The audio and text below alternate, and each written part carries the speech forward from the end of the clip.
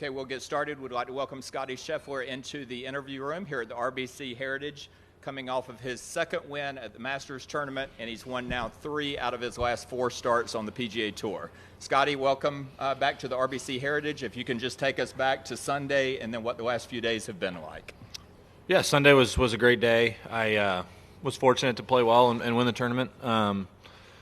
Went home on Sunday night. We got home pretty late, and so I just relaxed at home the last couple of days with Meredith. And then, yeah, it's good to be back here at Hilton Head. I like the golf course. I'm trying to focus a bit more on rest in my preparation this week.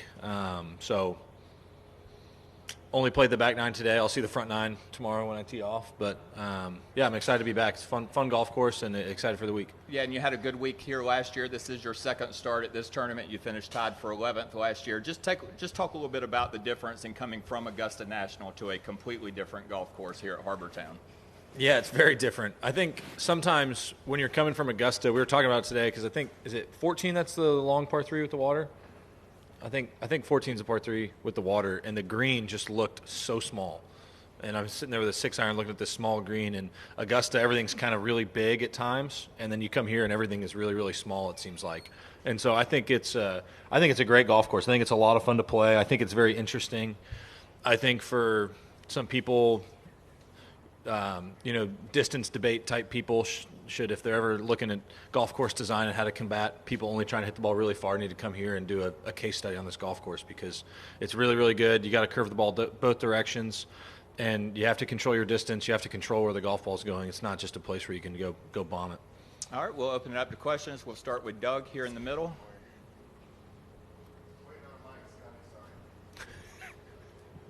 There was a picture of you in a tavern? Yes. Details, please. I don't really frequent either of those places or that place very, very often. I don't know if I'd actually been to that place before. There was another tavern around the corner that I'd been to a few times, and it's a nice place. But shockingly, it wasn't open Sunday at 1:30 in the morning. This place was open, and so on the plane ride home, I was with my manager Blake and my coach Randy. Then I had 4 of my good buddies with me, and I don't remember who suggested it, but it seemed like a good idea. And when Meredith picked us up at the airport, it still seemed like a good idea. And Meredith was down, so we went for about probably 20 minutes, and then went home and took a few photos, had a drink, and then went home and went to bed. Was there was there any consideration to not playing this week? Not really. I made a commitment to this tournament. Like I said, I like coming here and playing the golf course, and yeah, I'm a bit tired right now, but I got all afternoon today to continue to rest and get ready for the week. All right, let's go to Paul here, and then we'll move to Gary and Shane in the back. Scottie, just off that, how did you kind of spend Monday, Tuesday, either celebrating or just decompressing? Yeah, mostly just decompressing. A lot of relaxing at home. We celebrated Monday night. We had a few of our friends over to the house, ordered some food, and just looked at some pictures from Sunday night and just relaxed and had fun, and nothing crazy. All right, let's go to Shane in the back, and then we'll come to Will over here on the left. Scottie, off the Masters thing for a second, I'm wondering if you're connected or if you feel you're connected still to people who would be considered an average golf fan, people who watch on the weekends and things like that, whether it's your friends, your family, whatever. And if so, have you noticed a difference in the way they feel about professional golf, yourself not included, but just if they like it less, if they like it more, considering everything that's happened over the last 2 years, if you've observed anything on that front? So what's the question? Like, what do people that are average golf fans? Do they like golf less? Do they like golf more? Do they like it the same because of the Live PGA Tour stuff? I think to an average golf fan, I wouldn't say that I am around too many people that are, you would say, an average golf fan. I think for the most part, I'm around my friends, and it's pretty much it. So as far as the average fan goes, I'm not really sure. I think they're probably getting a little bit tired of all the noise. I think what's great about our sport is the competition. That's what I love the most, is coming out here and competing. And so if a little bit of the narrative could get shifted back towards that, I think that would be really nice. Like, you look at something like March Madness, and they're not competing for any money or anything like that. You can look at the women's game. The women in college now that they're staying 4 years in school. There's good rivalries, that you have teams pitted against each other year after year, and it's really intriguing to watch, and it's not about anything other than wanting to witness something great and enjoying competition. All right, let's go to Will and then Kathy over on the right. Scottie, you mentioned over the weekend that your neck flared up a little bit. I didn't know if there was an update there relative to how you were feeling, or if it related at all to what you were going through at Sawgrass. Yeah, I think it was something similar that happened to me at Sawgrass. Fortunately or unfortunately, everyone will look at it. On Sunday morning, my neck did start to kind of bother me a little bit. The same little joint kind of bugged me a touch. But fortunately, we were able to get ahead of it this time before it completely locked up on me. And so as far as how I felt Sunday, like my warm-up was very stressful because when the joint starts to lock up, everything around it also tightens. And it happens very quickly. So, I was sitting on the couch at home relaxing, and then all of a sudden I could feel it. And so I got in the shower as quick as I could, got ready, and went straight to my trainer. And we started working on it pretty quickly, but it definitely was not anywhere near my normal warm up. I was out late for my warm up. I had to go back in and get taped back up to go back out and play. And so the warm up was a bit stressful, but I felt like my heart rate went down as we're approaching the tee time. All right, Kathy over on the far right. Scottie, did you feel any different kind of satisfaction after winning the Masters a second time than you did the first? I think so. Yeah, I think whenever you're able to do it again, I think is really special. I don't know if validation is the right word for the first one, but doing something like that twice is very special, and so there's definitely a good bit of satisfaction in accomplishing that. Okay, let's go to Doug and then Alex, and then we'll move over to the right here. Doug and Alex. Two things. Do you feel like you're looked at any differently by your peers? Do you think they're worried about you? Do I think they're worried about me? Not your health or anything like that. But no, I know that, but do I think they're worried about me? Yeah. Do they think, oh no, Scottie's in the field. We got our hands full this week. I don't think so. I think just like I do, I think they enjoy good competition, and I think that's something that we're looking forward to this week. When I was first coming up on tour, I always wanted to compete with the guys that were playing the best. I got excited for the events like this where the best players were there, and I think it would be enjoyable if I'm up there on the leaderboard on Sundays, because I think guys want to beat players when they're at their best. I'm sure if you had Steven Yeager sitting here, he'd be saying like, yeah, I want to compete against Scott. I want to play with him, and then you get results like wins and stuff like that. So I wouldn't say that they would be worried. I think they would be more excited. And secondly, the thing on Sunday night's kind of interesting because I think in your own words, you've never really celebrated enough at a lot of your wins.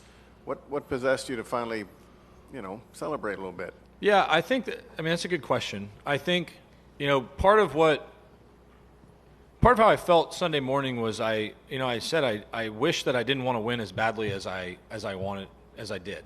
I wanted to win that tournament really, really badly for a number of reasons. I wanted to put the green jacket back on. I wanted to be able to have that plane ride home with the jacket, us all having fun. And it's kind of weird living through those times in your life where you've dreamt about having moments like that, and then all of a sudden they're happening. And so Sunday was really fun just to kind of have some good friends and celebrate and enjoy the moment. Those are guys that we've walked through a lot of stuff over the last 8 to 10 years or so, and so it was very special, all of us getting to be together and celebrate something great happening together. All 20 minutes of it in the tavern. Well, we were on the plane together for a while, and but yeah, that was more for Meredith, and then it was like okay, it closed at 2. Like Mary finished I think she finished her Heineken 0, and it was like okay, then now we can go. Lastly, Scottie, and when you look back at the year of 22 with the green jacket, and now that you have it again, are there things that you would like to do with it differently than the first year? I think right now the way I feel is I want to wear it around the house more. But as far as stuff to do with it, I think I'll probably do something similar. I think I liked going to some of the sporting events in Dallas. We had the Rangers win the World Series last year. The Mavs are playing some good basketball.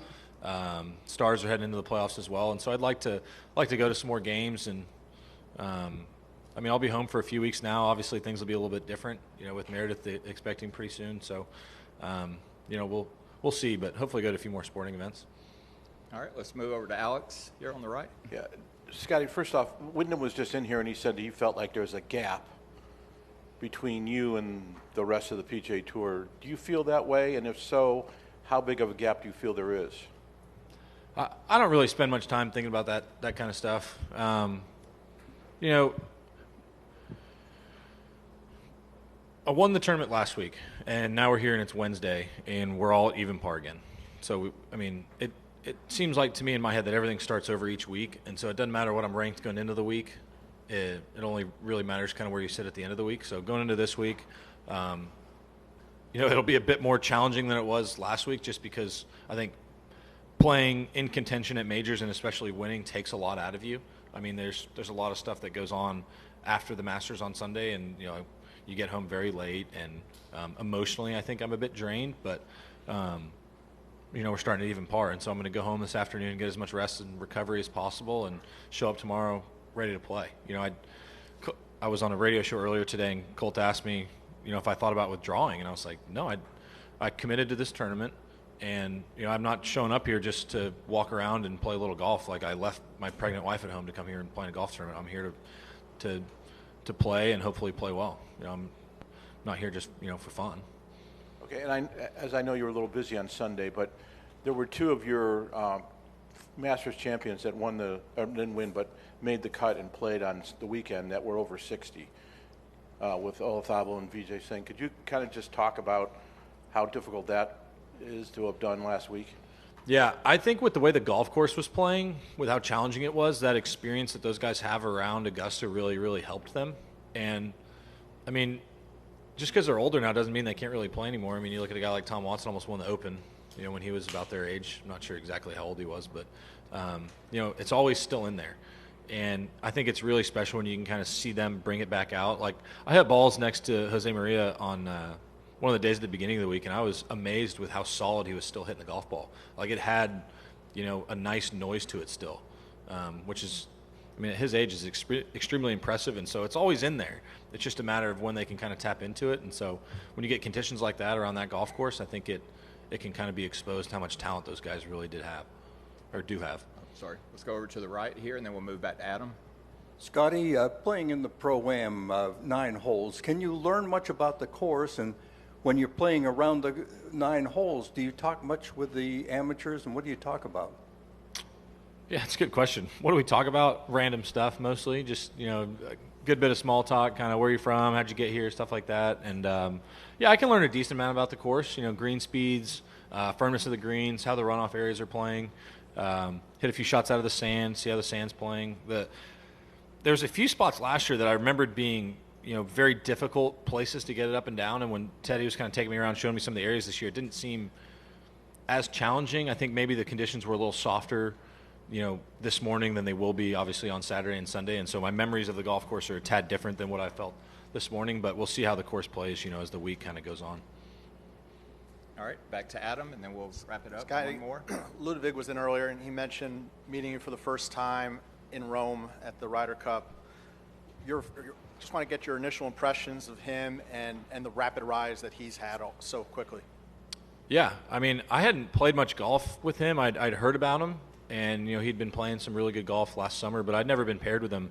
And I think we met maybe at one of the dinners one night. I think we ended up sitting next to each other, and I think his girlfriend was there and my wife was there, and seems like a really nice guy. I've played a couple of practice rounds with him this year, and he definitely is a really nice guy. He's fun to be around. He's got a good personality. I think he's got the right personality to be successful out here for a long time. He's very competitive, but he doesn't seem to take himself too seriously. And he seems like a guy that works really hard. I see him in the trailer after rounds working out. Like he's doing the right things to have a successful career out here. And it's so funny. Like, the guys coming out of college now are just so ready to play. They really are.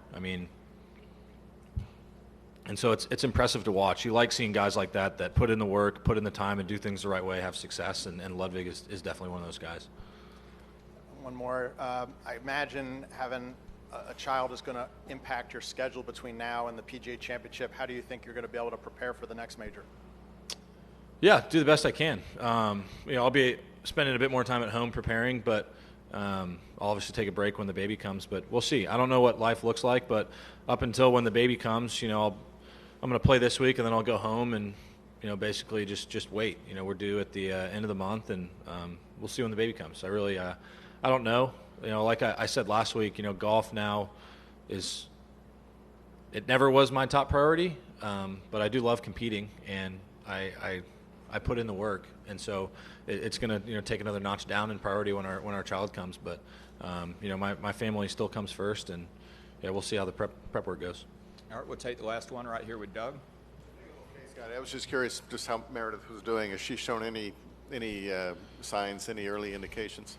No, nothing yet. That's why last week I felt like the story got blown up a bit too much. That's why I feel like I don't really talk about my personal life very much, just because then I have to answer questions and hear about it, and it's just a bit different. But yeah, no signs. No signs of early labor or anything like that, but she's feeling good. Very tired, but feeling good, and I'm sure she's probably getting pretty close to getting ready to have that baby. All right, Scottie Scheffler, thank you, sir. Thank you. Appreciate your time.